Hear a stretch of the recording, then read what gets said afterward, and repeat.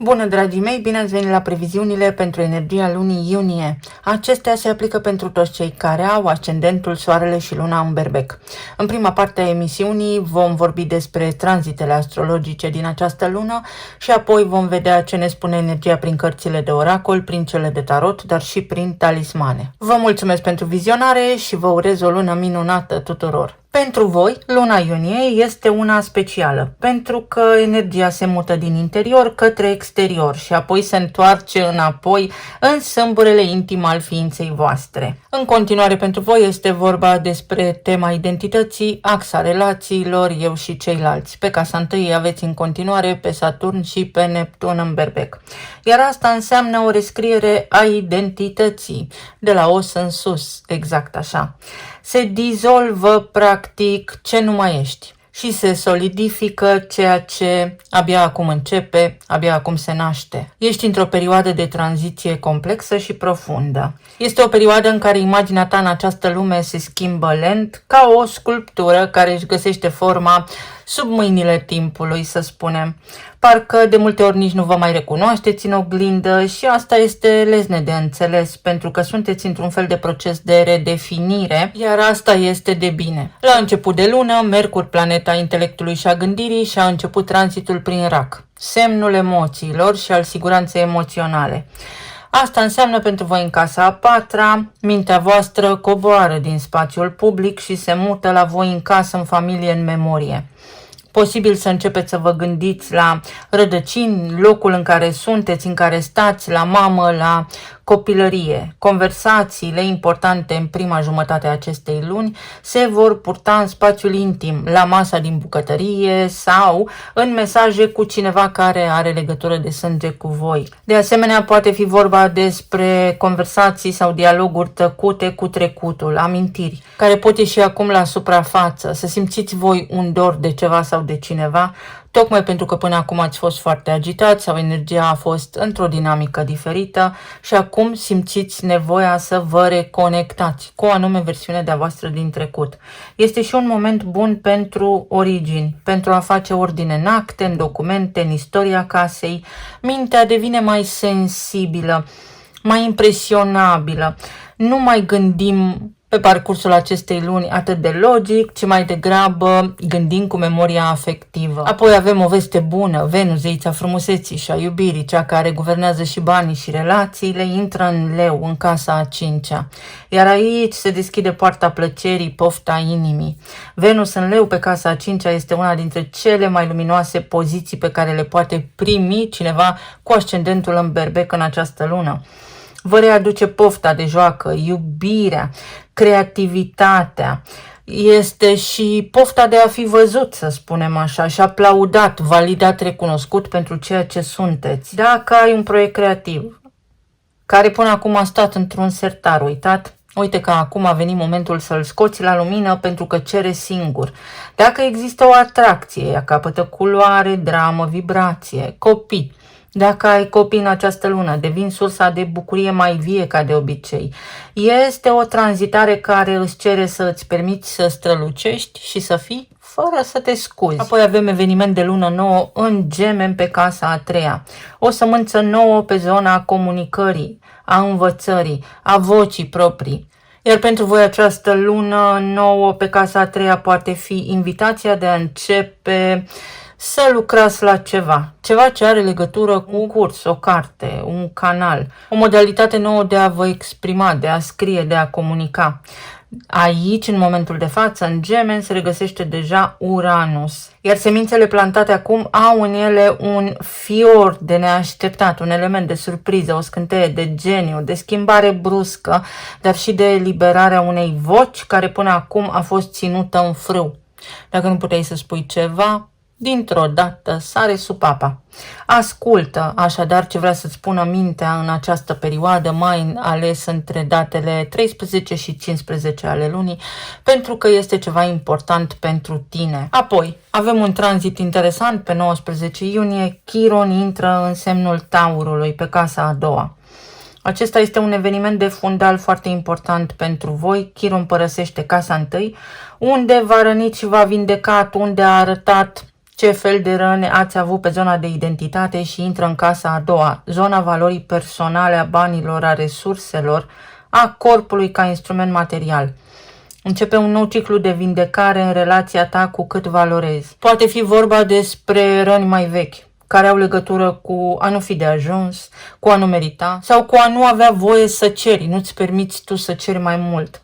Acum pot ieși acestea la suprafață într-un context economic sau corporal.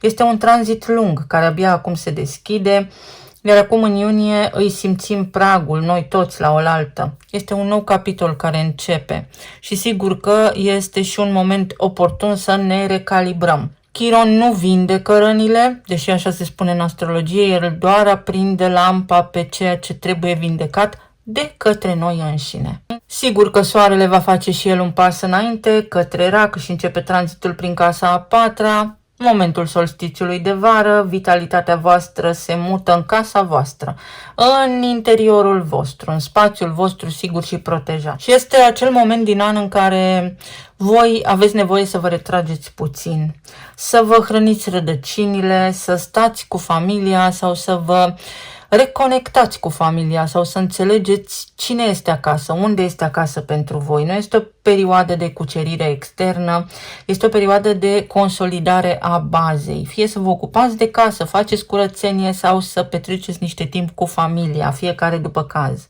Acest solstițiu devine pentru voi un prag intim și aveți la dispoziție timp să vă întrebați ce vreți să construiți în casa voastră, în lumea voastră interioară. Și spre sfârșit de lună, bineînțeles că avem Mercur retrograd în rac în casa a patra și aici se închide cercul.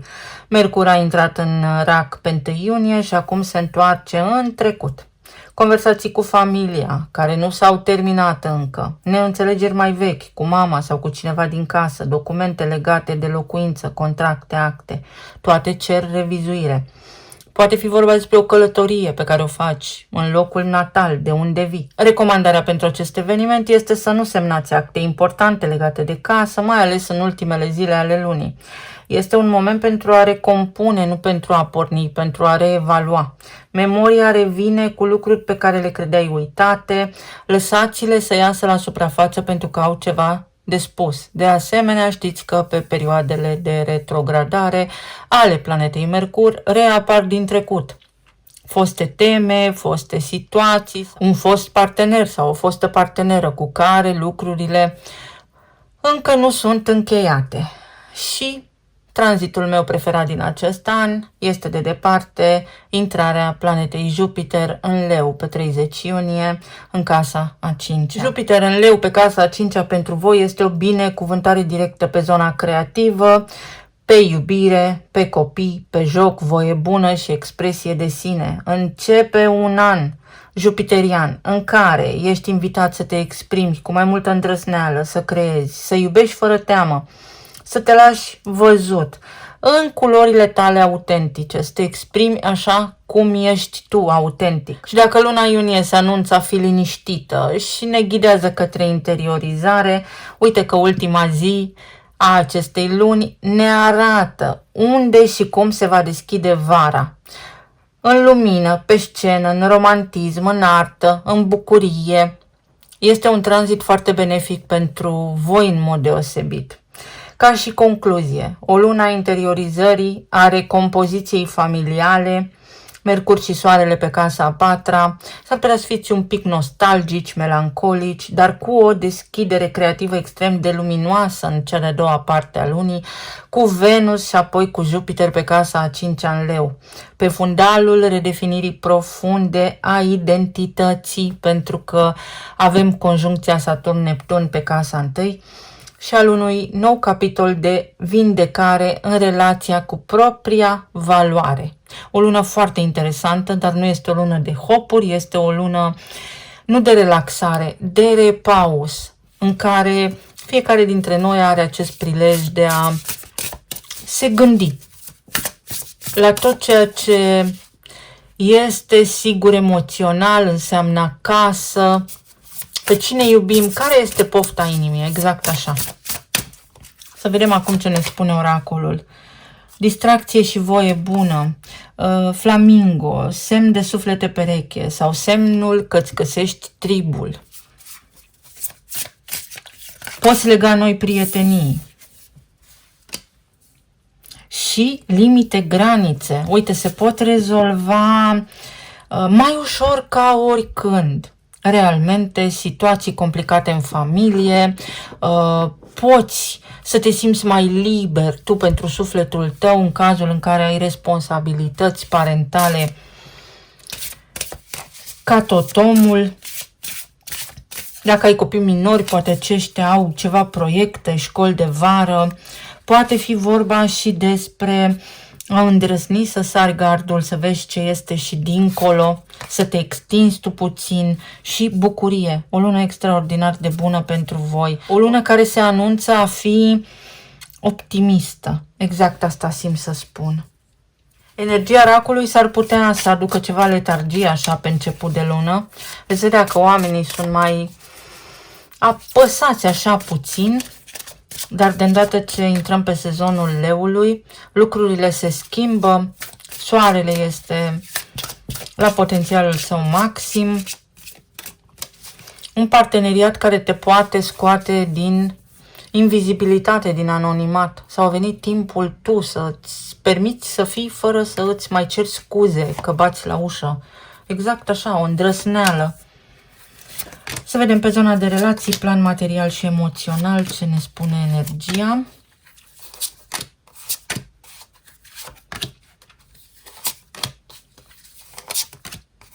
Poate fi un loc de muncă mai bun, poate fi un curaj să ceri un salariu mai mare. Ia uite, pe zona de relații, echilibru, armonie, ești în gândul cuiva, ești dorința cuiva. Potențial de relație stabilă, potențial de stabilitate în relația actuală pe care deja o ai dacă ești căsătorit sau căsătorită. În altă ordine de idei, pentru unii dintre voi poate fi vorba despre a nu mai cerși iubire. Prețuiește-te, apreciază-te tu pe tine, pentru că intră Venus în leu și Jupiter în leu. Și pur și simplu trăiește viața ca și când ești complet, ca și când nu ai nevoie de nimic de la nimeni altcineva. În cazul în care ești într-un partener defectuos, aceste tranzite te pot ajuta să îți dai seama dacă nu cumva ai fost închis într-un turn, la modul prințul sau prințesa din turn și abia de acum înainte să ai libertatea să acționezi în funcție de pofta inimii tale. Pentru aceia dintre voi care sunteți singuri, în rutina voastră, în activitatea voastră zilnică, poate apărea un potențial fabulos să întâlniți pe cineva. De asemenea, aici este vorba și despre recunoaștere sau despre faptul că ai voștri copii se căsătoresc sau intră într-un parteneriat.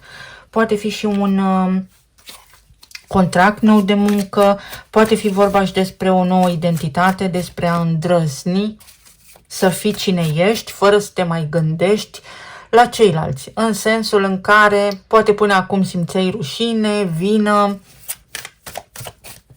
Este o lună care te mărește. Îți poți permite să simți și să-ți dorești ceea ce îți dorești. Potențial de parteneriat foarte bun.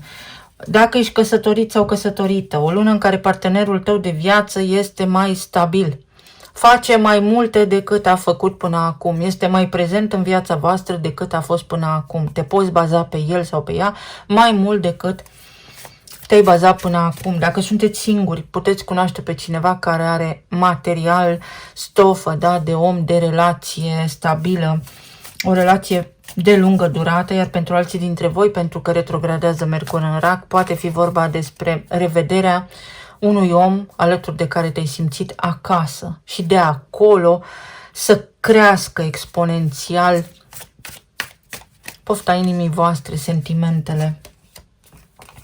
Regina de monede și eremitul. Ieșirea din turn și din izolare, o situație care se încheie armonios pe zona relațiilor pentru tine. Relații conștiente 1 la 1 cu cineva. O revedere poate fi foarte dragă sau începând cu aceste tranzite se deschide un nou potențial pentru întreaga vară să Rezolvați o chestiune de inimă, de corazon, destul de complicată. Dacă v-a rămas gândul la cineva, puteți beneficia de o încheiere, de o claritate, de un deznodământ, oricare ar fi acela. La nivel de plan material, energia îți spune să faci un pas înapoi și să reconsideri ce faci, unde ești și dacă activitatea ta actuală îți mai aduce bucurie sau nu. Pentru că s-ar putea doar să tragi de tine și să faci lucrurile pe pilot automat, dar fără niciun pic de plăcere. Pentru alții dintre voi, încercați să visați, încercați să faceți un pas înainte, să aplicați pentru o nouă poziție, să vă căutați un alt loc de muncă, pentru că există un potențial măreț. Puteți îmbrăca o haină mare care acum nu vă este mare. Sunteți pregătiți pentru ceva bun, pentru ceva ce vi se cuvine. O schimbare, o relocare, o mutare. Atenție, dacă vreți să vă mutați din țară, energia în această lună vă recomandă mai degrabă să rămâneți acasă sau să vă asigurați că lăsați totul în ordine acasă. Nu este o energie bruscă, chiar dacă voi sunteți berbeci. Justiția. Undeva nu ești bine plătit sau nu ești suficient de bine plătit sau te-ai subevaluat. Aici este un sindrom al impostorului de care poți scăpa. Și moartea, o situație care se transformă, roata destinului, pentru că ești ajutat să ajungi în locul potrivit, să îți atingi potențialul maxim din acest moment cu această versiune de a ta pentru a fi prosper, abundent. La nivel de plan emoțional, 5 de bâte, 4 de monede. Să ieși din capcana luptei cu tine însuți sau însăți. Omul are un singur dușman adevărat în această viață, pe el însuși, omul din oglindă. Exact așa. În cazul în care ai lupta pentru ceea ce ți-ai dori, pentru resursele tale, de acum lucrurile se schimbă și vei vedea că pe măsură ce te relaxezi și te detașezi din a te gândi obsesiv la ceva sau cu disperare la ceva, îți oferă viața exact ce ai nevoie, astfel încât să fii asigurat, protejat. Casa a 4-a și casa a 5-a. În casa a 5-a n-ai avut creativitate, nu te-ai simțit în elementul tău și acum că intră Jupiter în leu și Venus în leu, vei vedea că lucrurile vor fi mai distractive sau vei vedea că nu ai mai râs de mult timp și că poate a venit momentul să te bucuri de viață. Să fii precum un copil. 8 de spade. Depășește o stare de stres. 8 de monede. Trebuie să faci ceva pentru a ieși din starea de stres în care ești. Sau să încetezi să te mai lupți cu morile de vânt. Schimbă direcția. Dacă nu ești fericit într-o relație, spune ce ai pe suflet. Există 2 alternative, să rămâi în acea relație așa cum este sau să ieși din acea relație. Pentru toate există o soluție. Și 10 de cupe. Pentru a putea atinge acea stare de împlinire emoțională și de fericire pe care o cauți, încetează să te mai cerți sau să te mai lupți, în primul rând cu tine însuți sau însăți. În altă ordine de idei, energia din această lună vă sugerează că a venit timpul să fiți un pic mai optimiști. Să aveți încredere, nu speranță, încredere. Să lăsați lucrurile să se întâmple fără a le controla, pentru că, uite, se întâmplă, se încheie niște lucruri. Cineva vine, vă caută, împăratul, împărăteasa. Ori sunt niște vești la locul de muncă care vă bucură foarte mult, ori este vorba despre o anume persoană care își asumă responsabilitatea și face ceea ce trebuie în cazul în care sunteți doamne, ori este vorba despre faptul că cineva vă vede ca pe el, ea, the one. Nimic mai mult, nimic mai puțin. Atenție la sănătate, pentru că ați lucrat prea mult sau v-ați ignorat prea mult. Este nevoie de suplimentare. Pentru alții dintre voi, vai ce frumos, dragonul. Alții dintre voi pot începând cu această lună, cu sfârșitul acestei luni, să-și declanșeze destinul. Dar trebuie făcută ordine în gândirea anterior. Profitați de luna iunie și curățați balaurii din trecut, pentru că a venit momentul Big Bang. Este o lună importantă în care, uite, puteți avea dorințe împlinite, o șansă extraordinară, oportunități multiple, contract nou de muncă, poate fi inclusiv o căsătorie, poate fi un angajament. Rezolvați niște chestiuni cu actele, vă luați o cetățenie, roata destinului, în imaginația voastră, să credeți că se poate întâmpla. Se rupe un cerc, ieșiți dintr-o spirală, dintr-o stare de vrie, de oboseală, de tensiune și de stres. Intrați în zona de recepție, să așteptați să vi se întâmple, să fiți magnetici, nu electrici, să nu împingeți voi energia, ci așteptați. Pe zona finanțelor aveți de lucrat puțin, la încrederea în voi înșivă. Să aveți curaj să vă evaluați corect. Să cereți prețul corect. Unii dintre voi s-ar putea să fie nevoie să faceți niște analize sau să fiți puțin mai atenți la sănătate. Starea emoțională s-ar putea să vă fluctueze puțin și asta să se reflecte în corpul fizic. Se poate încheia un conflict. Unii dintre voi vă schimbați aspectul fizic, vă tundeți, vă coafați. Aici avem temperanța. Să lăsați lucrurile să se întâmple așa cum trebuie ele să se întâmple, fără a le mai influența sau fără a vă mai îndoi. Și numărul 3. Ori este ceva legat de copii și copilărie, ori este vorba despre faptul că cineva te vede și te apreciază, în sfârșit, la adevărata ta valoare. Eu vă mulțumesc tuturor, să fiți bine, sănătoși și iubiți, să aveți o lună iunie minunată și să ne auzim cu bine și data viitoare. Pa, pa!